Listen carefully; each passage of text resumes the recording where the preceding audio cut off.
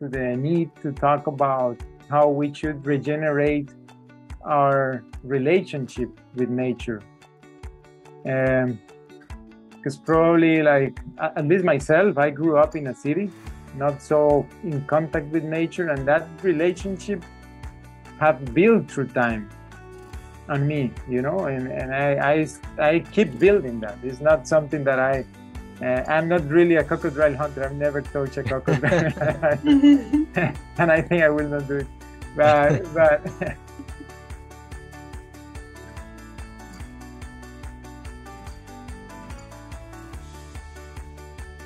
Welcome back to another episode of Grow Your Grass Off. This is food for thought, we like to say, because you really need good food to think well, we believe. And I have an awesome guest. He's a dear friend of mine. His name is Gustavo. He's kind of like the crocodile hunter for Costa Rica. That's what I call him anyway. But he's an amazing guy. Thank you, Gustavo, for joining us today. Thank you, Brandon. It's a pleasure for me to be here. You know, I really admire this project and what you're doing for encouraging people to grow their food and to be able to reestablish that connection we need with nature and with the land itself. So yeah, I'm honored to be here. Awesome. Yeah, so in Costa Rica, I've walked around with Gustavo on properties for clients and for people who are just interested in permaculture and how they can sort of design, you know, their properties. There's a lot of interesting sort of nuances to doing it here in Costa Rica. But one of the things I've found, because there's some native indigenous cultures here, the Waitar people, you know, is one of them. And we've done walkabouts with them. But the thing I really love about Gustavo is his ability to look at the landscape. Of course, he can identify plants. Of course, he can look at the animals and know kind of what is native, what's not, and what are the different niches that each of them occupy. But he's able to read it in terms of the utility and the ability to, you know, what did people use this for, and how do we, you know, how much work is involved with it. So there's so many nuances to that. But maybe you could just speak about kind of your background, Gustavo, and how you began to learn these skills, because in permaculture, we look at it from zones, right? And zone 5 is untouched nature. And so to me, I love how you're engaging with nature. And fundamentally, my philosophy is we're not apart from it. You know, we're engaging with it, but we have to also be really sensitive at the same time, like with all the rivers here in Costa Rica. So take it from there, Gustavo. Okay. Yeah, what you just mentioned about the importance of zone 5 or what I consider like the original native ecosystems here.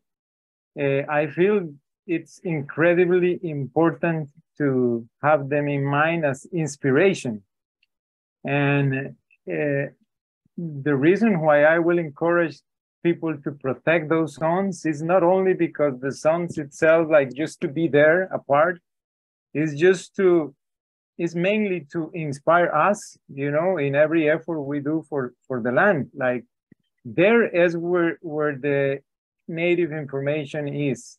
So if you go there and you see how things are working perfectly, so from there you can take ideas for your efforts in other areas which are not forested, which are, I will say, perturbed or impacted by human activity, and that we are where we are doing agriculture to recover the different cycles that natural cycles that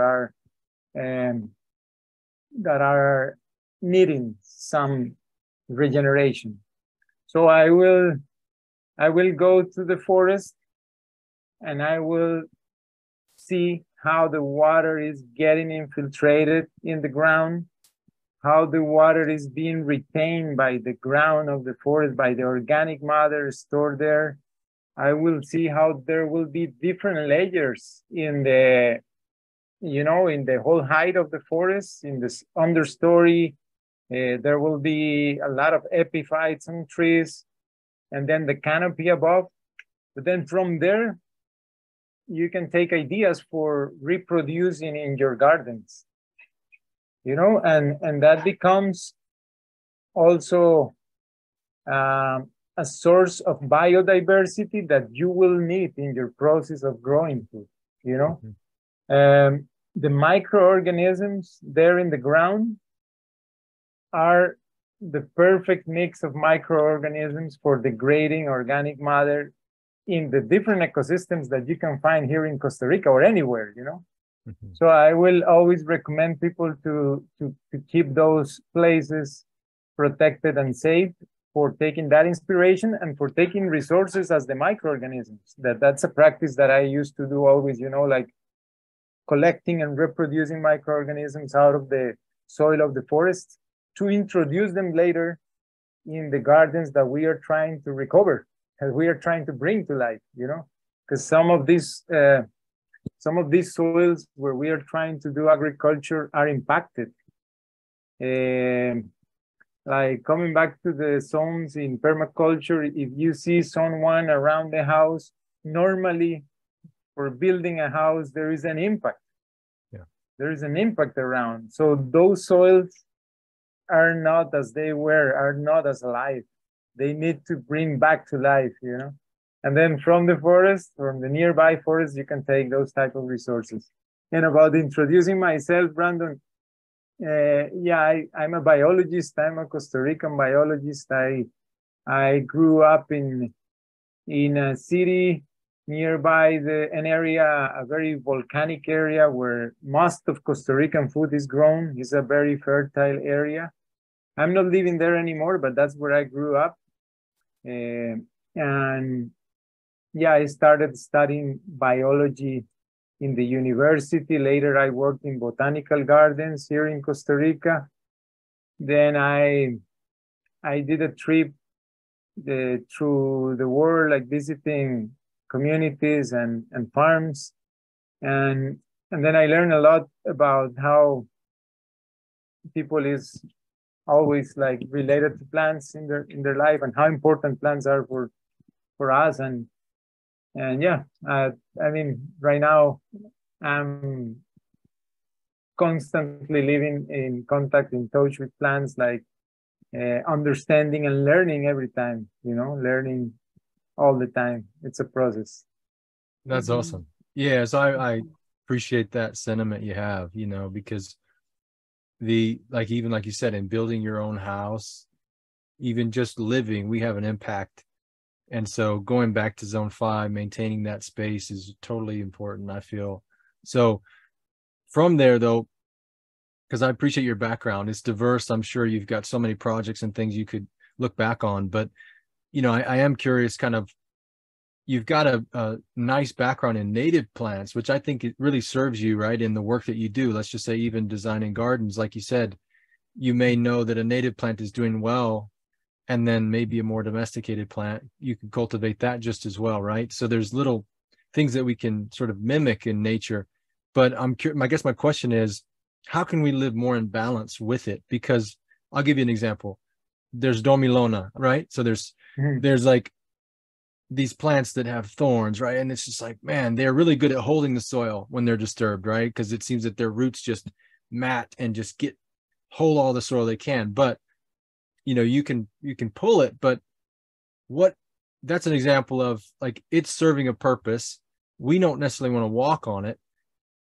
Or let's say you've got a big snake, you know, that lives on the property. We don't have young kids. So how do we live with nature and yet still have this balance? You know, where do you personally, you know, create those lines of saying, well, I've got leafcutter ants. I'm not going to use anything poisonous or, you know, that's poisonous to the nearby area and the watershed. What do you do? You know, how do you see that? Okay, yeah, starting from the point that I see every organism as a functional part of the whole, you know. Yeah. It has a reason to be there, you know. It's amazing how every little organism, like even the bacteria there in the ground, you know, like in the soil, are having a functionality to regenerate processes, to improve land. I think there is a lot of discussion about, let's say, the leafcutter ants, for example. They are impressive healers of the soil. So every time we impact an area, for example, when building a house, these animals, the ants, will know that there is some work to do, a lot of work to do, because what happened is that underground, I mean, we are impacting the surface, but underground, there is a lot of impact under the soil. So they need to rebuild somehow all the mycelium inside there. So they start collecting again all the matter they need to bring down and build the mycelium. Rebuild the mycelium, so they get more active every time there is an impact. If you go to a forest, you'll see less activity on ants, on leaf cutters than in areas which have been impacted by different like activities, human activities. So yeah, understanding that, it's at least giving you an idea how to act. Okay, let's say you planted some trees just recently, and then the ants, the leaf cutters, are so active that they come straight to your trees and they eat them all. It's impactful, you know, for your effort, but and then you can even get mad, and you can even say, "Wow, I should kill these animals," you know, I should bring like the worst poison, and that's what happened to many people, and that's why they started poisoning their lands. And I will say there are ways to biologically manage that situation, you know. I feel if you're gonna plant, you can either protect those trees with other mycelium, with other fungi. Basically, it's what you will use to kind of like make the ants less active in those specific spaces where you have worked a lot, where you don't want, where you want less action of them, but you will never be able to really kill them. So that's impossible. So you need to interact with those organisms there. And as the example of the dormilona that you gave me, the dormilona, it's a legume, it's a nitrogen fixer. It has a role for sure in recovering land. And maybe where it was growing, if you go to the forest, it's very difficult to find dormilona, but if you go to an impacted area, it's where dormilona will be doing its thing, will be doing what needs to be done over there. So starting from that perspective, it's like seeing every plant or every organism doing what needs to be done. That gives you some idea on how to proceed, how to interact with that. You know, if you are the visitor like of this place, I mean, if you are just coming to a place where you start seeing all these organisms that you're not used to, and your body is not used to, let's say, to mosquito bites, for example. Mm-hmm. So it's good to create a mindset where you acknowledge their function and the functionality they're having in the ecosystem.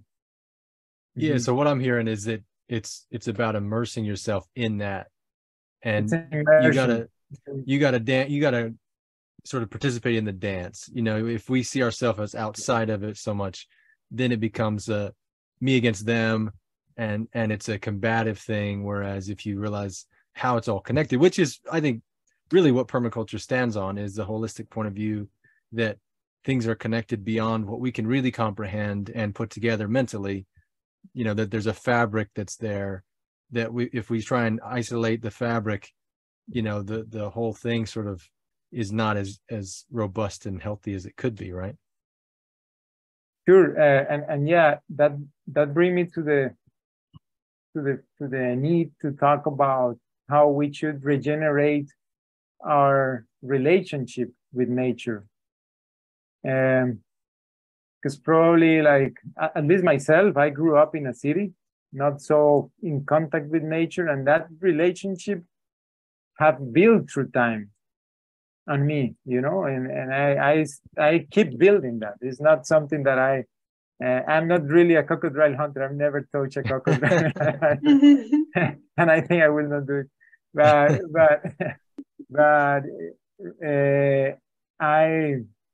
I feel still like this connection happening. You know, this reestablishing of my connection with nature happening, and I feel that's part of the regeneration process, or what regenerative farming means for me is like reestablishing that interaction, those relationships with nature. That's awesome. Yeah. So I know you wanted to talk about bees, so maybe we can go ahead and bring that up. I just actually have an example. We brought a log that we took from a farm, and it had some of these bees that really don't bite you. They're smaller. I'm sure you know what that's about. And they were gone for the longest time, maybe 6 months. And then all of a sudden we've seen there's activity around it again in the last week or so, which is really fascinating.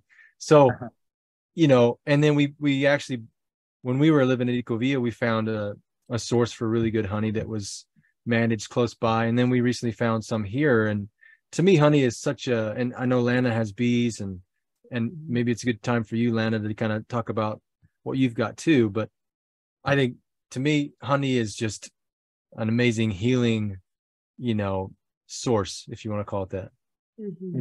Lana, what do you want to bring in? You wanted to highlight your bees, huh?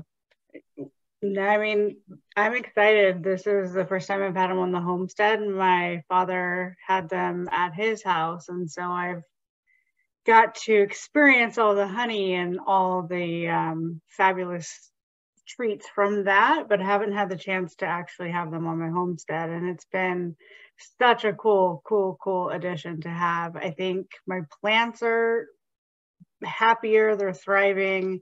That, and then just my new soil from rabbits this year and chicken manure. I mean, my garden is thriving. I've had to recently just start building back into the forest now, adding more fruit trees and then just annual crops and some more perennials. But the difference, as you're speaking, in the soil impacted difference from back there compared to our yard is completely different. At first I was worried, okay, I mean, it's going to get eaten, right? It's not protected back there. It's just kind of a free-for-all. And so I accepted the fact that probably not going to have much growing. But now it's just thriving. It's huge. It's growing. I've got pumpkins. I've got everything back there. And it's either magic or it's just, I'm actually growing. So just the bees, though, have been so fun. Just recently added on I think the third story, and protected I'm learning. So I'm just learning about this, but just protected the queen. And so last night and yesterday, they're all outside, like up the hive. And I'm wondering, what are they doing? You know, it's been hot here. So it's just, so I text my dad. I was like, what's going on? Why aren't they inside? You know, and he just said they're fanning the queen. She's hot. So they're just outside just fanning. And so I'm learning every day. Just recently got some honey out of there that I've been putting over my granola. I've been putting on crackers. And so come September, it'll be ready. And I'm so excited. So excited. More for myself, but also I have a little farm stand, so just to sell it and just share it and make all kinds of different things. So I'm excited to learn from you about bees. So please share. Thank you. I really like the word magic that you used, because magic is so important for us in the reestablishment of the relationship. It's really nice to understand that magic happening out there, and kind of like re-enchant ourselves, our minds, into what's happening in nature, because it could be seen as magic, as it is, and then as soon as we start realizing that magic is happening there, and as we try to share that magic with others, as more of us get re-enchanted with nature, as better will be the world, So I feel That's some of the things I'm doing for my life, you know, trying to re-enchant myself again with nature and then bring others to that enchantment, like see that magic happening. And with bees is really easy to see that magic. They are incredibly amazing organisms, and it's impressive the impact that they make in the land, in the production of the land itself, you know, in the productivity and the amount of seeds that a land can produce, you know, and that kind of creates a lot of resiliency in the ecosystems, you know, because then the ecosystems are stronger, and if something happened, there will be lots of seeds there because of the bees pollinating.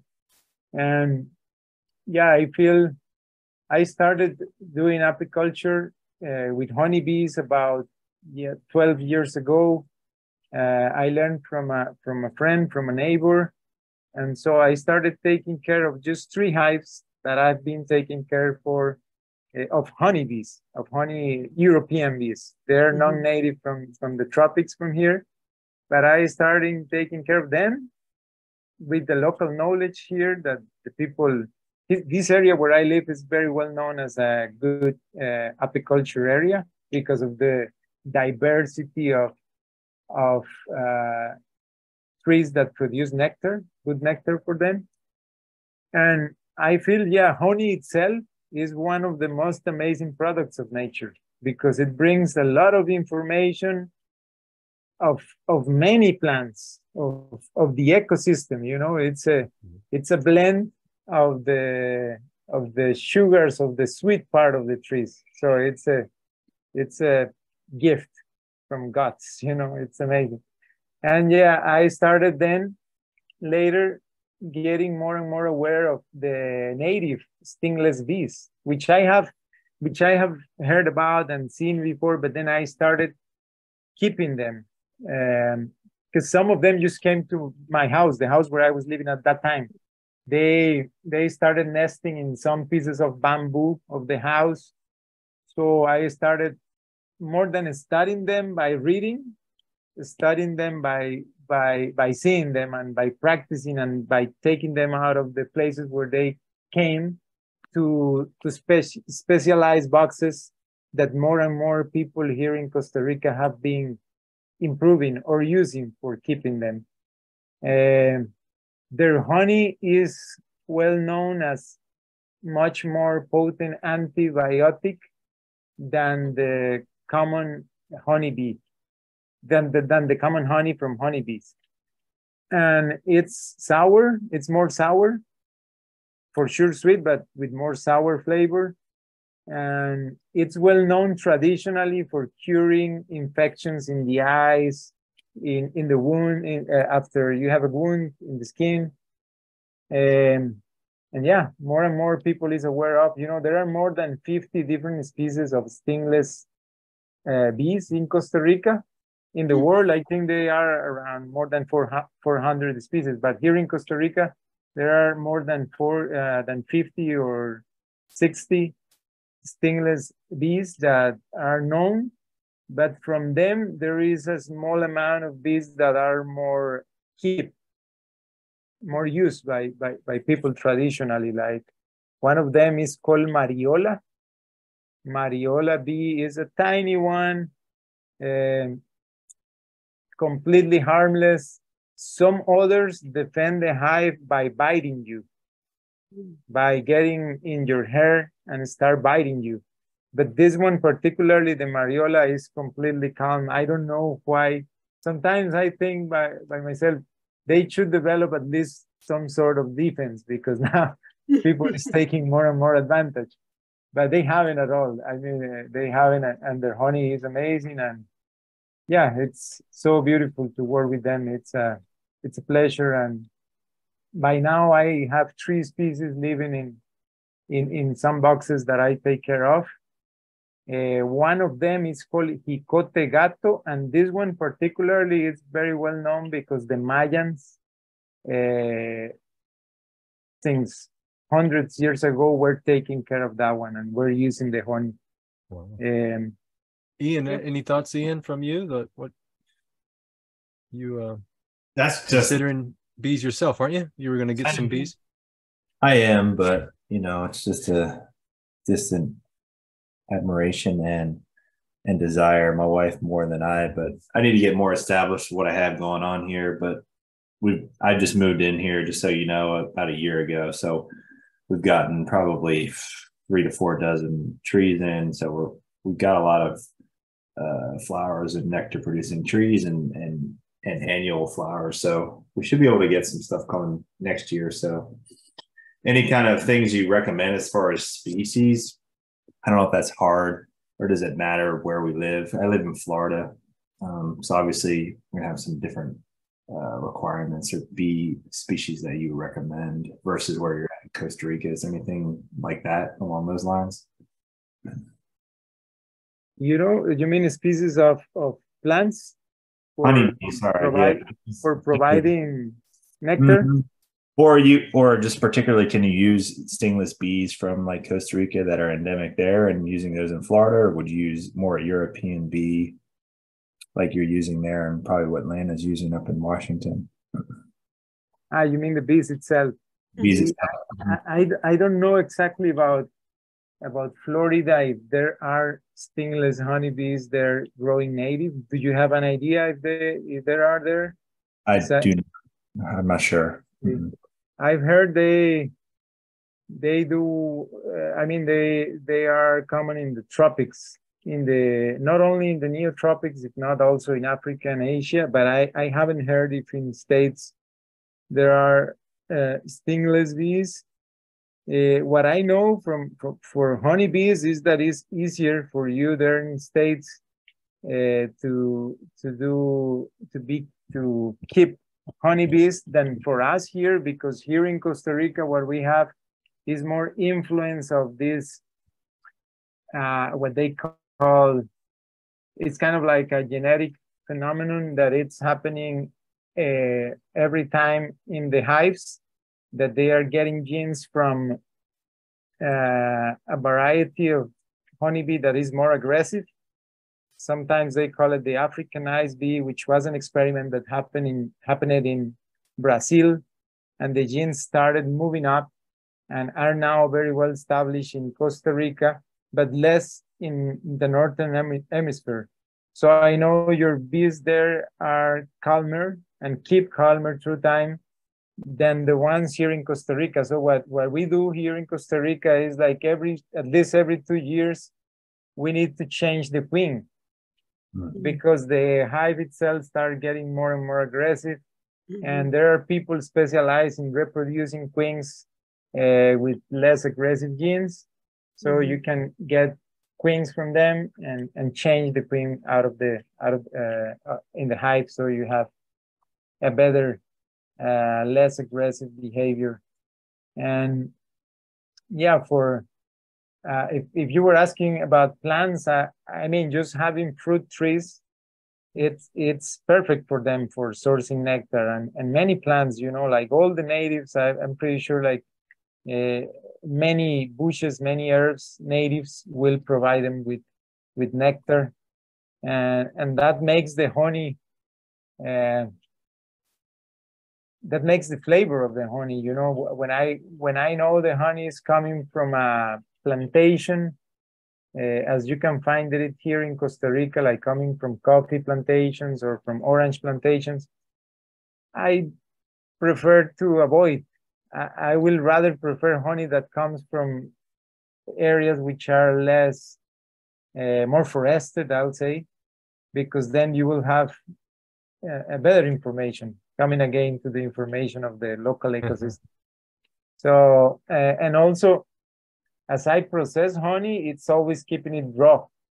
If you buy honey from stores, they will warm the honey to the point that it's kind of like a pasteurization process that they do, not exactly, but something similar.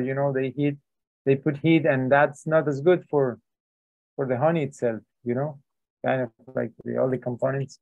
So I try to encourage more and more beekeepers to keep the honey raw. And I know more and more people are looking for that, getting aware and Yeah, they are. Yeah, well, let's talk about that too, Gustavo, because that's a good segue. I was going to ask you kind of, maybe you could highlight some of your latest projects and what you've been up to, but also the trends that you might be seeing with people there in Costa Rica where you are, you know, like, are people interested more in growing their own food as compared to maybe, 15 years ago from your perspective?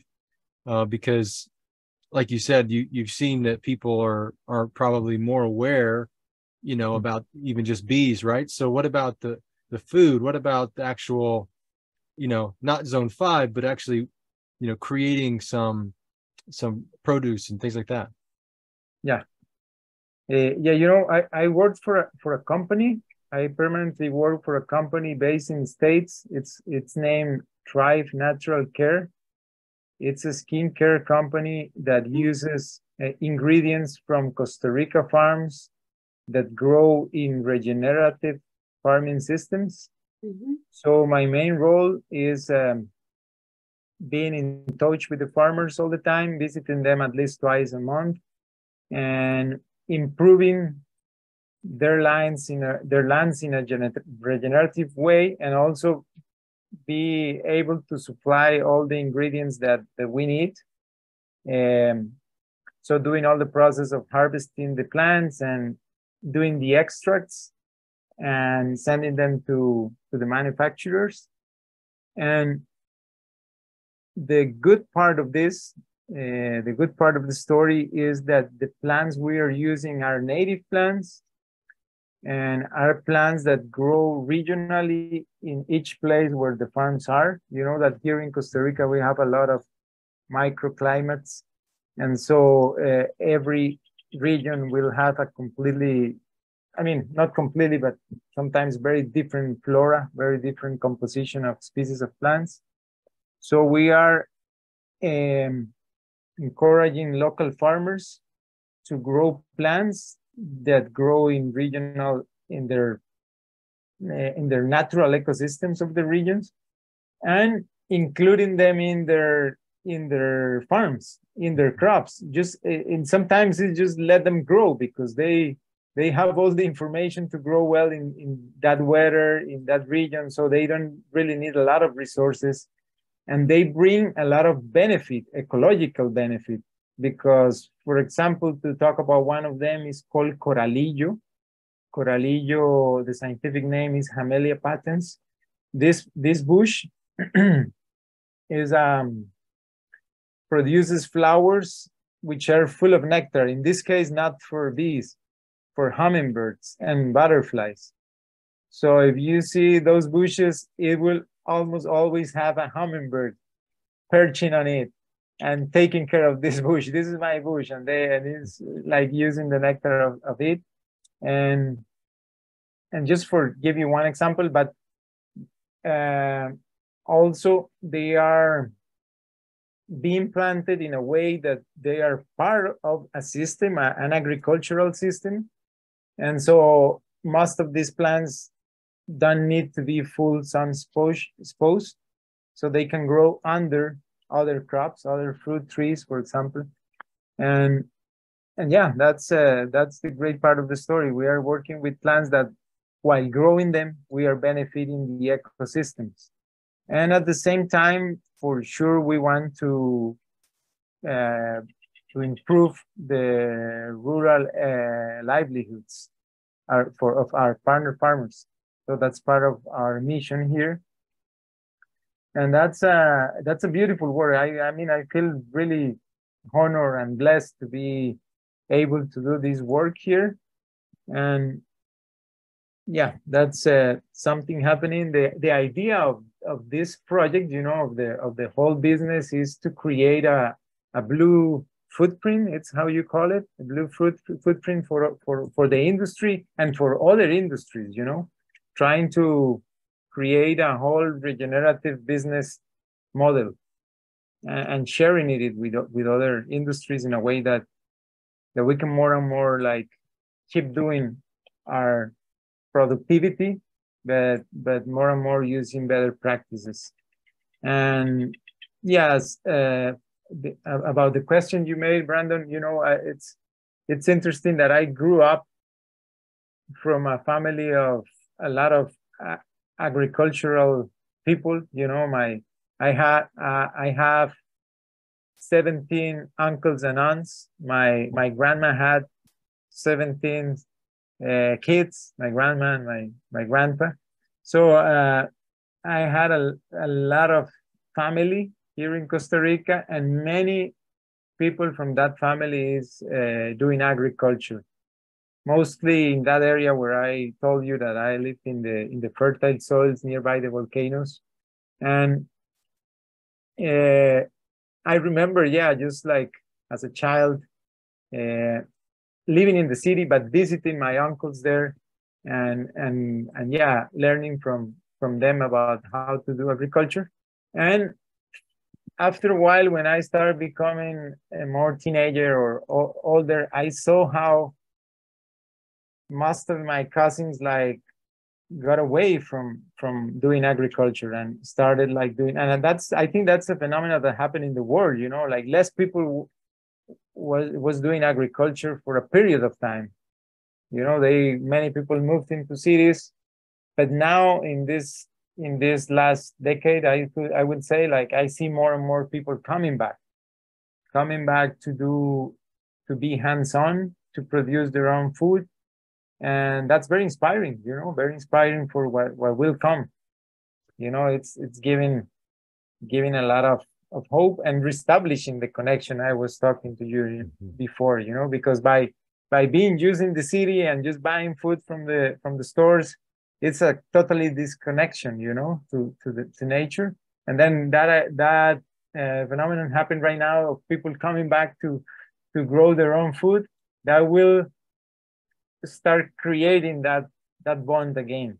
And I see more and more people for sure aware of what they are eating, the quality of the nutrients that are coming, and more people aware of the taste of a fruit growing in a conventional farm compared to a fruit growing in a regenerative farming practice. And more information of that, how the same product can have completely different nutrition just by being produced in a different way. Yeah. Totally. No, I appreciate what you're saying. And one thing that kind of stuck with me was, the business model that you are participating in seems fantastic, because it's kind of recognizing the opportunity, and that, this kind of goes back to maybe a thread within the conversation, where if we can realize our part and participate in the process, as opposed to imposing our will on it, and laying over our goals without really checking in with what nature does well, I think it's fantastic. Because if you can showcase that, hey, we produce better quality skincare products with native plants that benefit the local economy, that that to me is just a new way of doing it, and it sort of just unlocks these things that nature is already able to do so well. And for you to highlight that, I think it's fantastic. And Costa Rica, I think in general, is good at that, but it's still, there's still conventional practices, that you have to kind of work against in some way, right? I mean, but I love what you're saying there, Gustavo. Any other thoughts, you guys? You want to ask any other questions of Gustavo? What did you say? Did you say Thrive? Is that the company? Yeah. Thrive Natural Care. I will send through Brandon the link of their webpage. But our purpose as a brand, is to leave people and the planet better than we found them.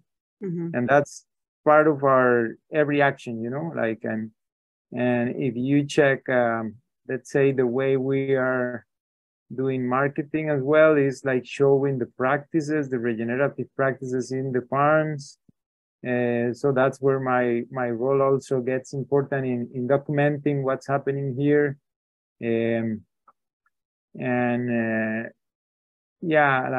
Learning from the farmers because basically we don't come to the farms to impose anything. We have partner farmers here that we for sure trust that they know very well their lands and they know very well their local ecosystems. And that's something where I'm doing more interaction, you know, is like exploring with them, because part of what we do is like understanding the regenerative process happening in their farms. So we measure different indicators every 3 months. And we not only measure the indicators in the gardens, in their farms, if not, we identify local ecosystems nearby where they have the farm. And we also measure those indicators there. And we involve them in the measurements. I mean, we go with them to measure. And while doing that, we kind of like together, you know, we see that magic that we were talking before. We start like understanding and getting more and more that magic and that re-enchantment. And then we kind of like inspire or move like our efforts toward what's happening in the local ecosystem. So all these indicators we measure, we want the farm to have them as similar as possible to the local ecosystem. Let's say like ground cover, or we also measure, like, I mean, we take samples to labs to measure the amount of organic matter, the amount of carbon, the amount of nitrogen, several different indicators, the bulk density, physical and chemical indicators of the soil. And yeah, it's great. I can tell you maybe a little more about the farm, the brand itself, Thrive. The idea is to I mean, we use a lot the phrase regenerating, because that's what we are intending to do. Instead of beyond sustainability, we're more thinking in regeneration. And so the brand benefit will regenerate the skin, our planet, and rural farmer communities. That's our intention. And we truly believe that the extracts we are getting from those plants are more potent than if we grow the plants just individually in conventional farming, you know? So for sure, very important part of these ingredients and formulas are the issue that they are growing in a regenerative farm. Mm-hmm. Yeah, definitely. I think that echoes to other things, like, you know, like you were saying, when you taste the difference between eating your local food that you've created, the taste it seems very obvious, right? But the taste is such a good indicator of the minerals, right? And the things that are there. And even on a deeper level, you know, the connection that you have to the land, I think, too, right? So, well, thanks, Gustavo. Ian, anything else you guys want to cover? Just going to go nerd out a little bit and see if you can tell me any kind of fruit that I need to be growing, or what your favorite fruit is. Or I have some that's snake fruit. We talked about, Brandon, the other week. That keeps coming across my my feed or coming into my world. So Gustavo, I collect a lot of Plenia and Eugenia plants here in Florida. So I'm always looking for weird versions of those Eugenias. Or just, that's a lot of questions in one. Whatever your favorite fruit is, or something that you think I should try or try to grow here in a greenhouse or microclimate, you know, any kind of input there. Eugenias. And which Eugenias are you planting? Like Camu Camu? Have you tried Camu Camu? I think Camu Camu is not an Eugenia. It's a relative. It's a Myrciantes. Yeah, it's not an Eugenia. Mm-hmm. Yeah. I one of those. Yep. Similar Yep.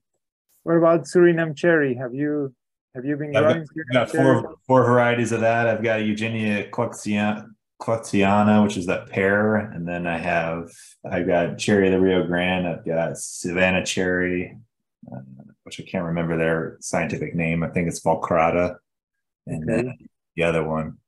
And then I have something that's called Pseudophilus or something like that, Christmas cherry or something like that. I have quite a few. I've never seen those. I never tried those, but I want. I should come and check your your nursery one day. Yeah. One that I like, one Eugenia that I like is the Araçá. You know Araçá? No. Araçá from Brazil. It's Okay. I think it's called Eugenia stipitata. Okay. Stipitata. It's an amazing source of vitamin Z. You're saying Araza, A-R-A-Z-A? Z-A with accent in the last one, in the last A. I've seen Araçá. those. I haven't tried those. Do you like those a lot? They are, I mean, they are sour. If you eat the fruit itself, it's really sour, but full of, I mean, I like sour. Maybe that's why. But yeah, when you put that in the blender, I think it creates I mean, it's impressive the texture of what it's created. You know, it's like foamy, but then you can add some honey, honey. And yeah, it gets amazing. I really like that one, Araçá. I will recommend that one. Yeah. And it's not a big tree. It's a small. It's kind of like a bush. Yeah, 8-10 feet, something like that, right? Or Exactly. 3 meters, maybe. 3 meters around that. Is that like you ever had a Patanga-tuba? Is that like a Patanga-tuba? Have you had one of those? I don't know what's that one. I think it's like a raz. Anyway, it's got like a pumpkin-y texture to it, but it's sour, like what you're saying there. I don't know that one. What about? I'm thinking in the small bushes because I probably think it has some height. How high is the roof? For what, the greenhouse? Are you growing them under in an? I grow a lot of them under canopy, so I'm using a lot of ornamental trees, and I'm using a lot of ice cream bean or Inga edulis. Great. Okay, perfect. Yeah. So yeah, another that I will recommend is this Garcinia lemon drop mangosteen. Do you know that one? Yeah, I have a relative, a chacharoo, or I think that's what it is. Yeah, but I haven't tried lemon drop because it's a little cold sensitive here. We can get down in the upper 20s Fahrenheit, so I need to get one of those. Yes. I'm jealous. We can't grow any of this stuff in Washington. Yeah. What about the mangoes? Are you able to grow mangoes there? Different varieties of mangoes? Yeah, I have 5 types of mangoes growing right now, so quite a bit. I've got 11 types of bananas, a couple types of plantains, so quite a bit. I like to grow a variety, to try all the weird stuff to see if I actually like it. And so anyway. You know, here very close where I live, there is a famous, because this area where I'm living right now, it's a microclimate that it's very well defined in terms of seasons. So there is a rainy season where we are right now, and in December the dry season starts, and that's like when many species of plants bloom. And then they prepare the fruits for the dry season, which will be January, February, March. And so for fruit trees, that's perfect, having those seasons so well defined. So this region of Costa Rica is very well known in the country and also internationally as a good area for growing fruits, to the point that some famous horticulturists from Florida, I think they came here and they have like their research nurseries here, and for sure they sell varieties, and I have tasted the most amazing mangoes there, different varieties, and yeah, I feel it's an amazing opportunity I have here to keep growing all these delicacies. Yeah. I'm visiting you and Brandon soon, for sure. I know. For sure. Come. That'd be awesome. Well, thank you, Gustavo, for joining us today. It's been a pleasure. Yeah, it's been a pleasure for me, and thank you, Brandon. Please say hi to the family. We will. Thank you. Right. Take care. Bye. Thank you. Take care.